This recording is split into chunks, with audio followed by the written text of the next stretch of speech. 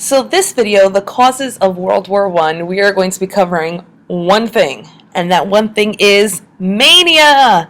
Actually, this is an acronym and each letter represents something else, but it's basically causes of World War I equals mania.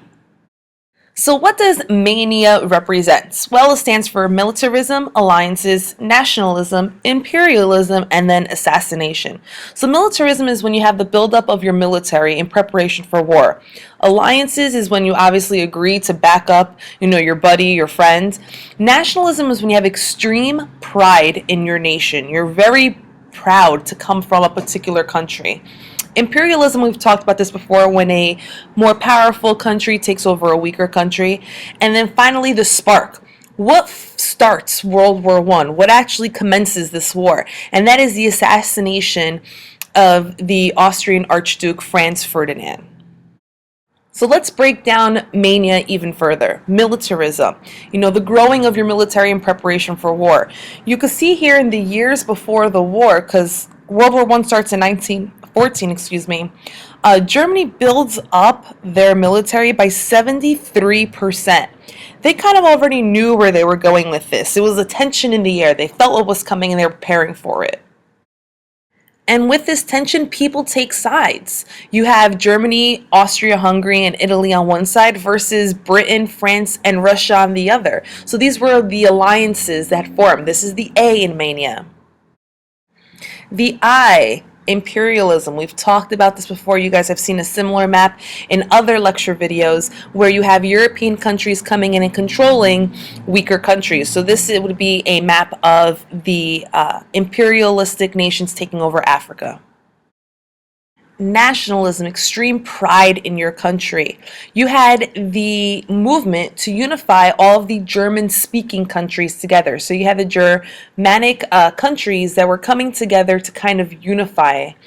And here is a very loose list of the countries that were coming together. In particular, Austria, Germany, Switzerland, and Liechtenstein, if that's pronounced correctly.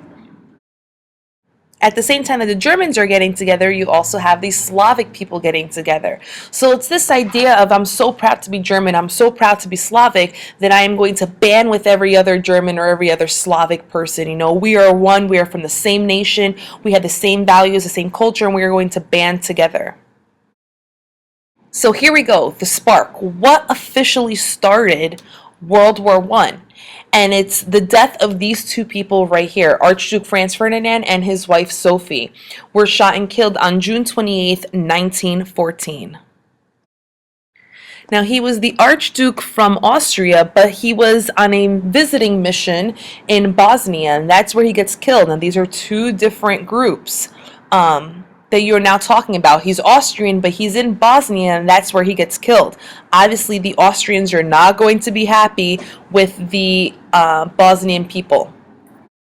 And he was killed in Bosnia by someone that had extreme nationalistic beliefs. He believed that Bosnia should belong to Serbia. So he had this belief and this love for his country, this passion for his country, so much to the extreme that he killed the Austrian Archduke.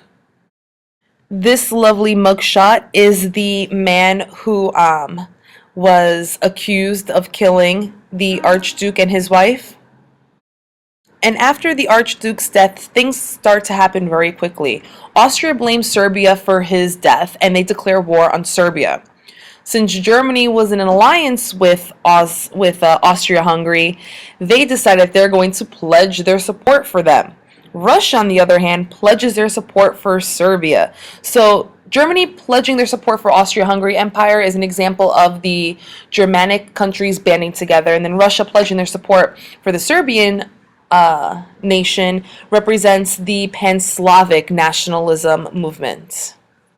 So now Germany and Russia are involved. Germany declares war on Russia. France pledges to aid their buddies Russia. So now Germany is going to declare war on France because they're alliances. Germany now begins to invade Belgium on their way to France. And then because France was involved, Great Britain decides that they are going to support Belgium and they declare war on Germany. All because you had a nationalistic guy shoot and kill the Archduke Franz Ferdinand. All these countries got involved, not necessarily because they were affected, but because of their alliances. And the alliances that were before World War One pretty much stick together for the alliances during World War One. So you had Great Britain, France, and Russia that were the Allied powers, and then you had Germany, Austria-Hungary, the Ottoman Empire, and Italy for the Central Powers. So now you guys know basically what caused World War One. You know before, and then you know the spark of it. What does mania stand for? And be able to explain not only what each letter represents, but what they actually mean. And how does mania relate to the causes of World War One? How does militarism, for example, relate to it, or alliances? So make sure you're able to answer these questions, complete your blog, and we will further discuss this tomorrow in class.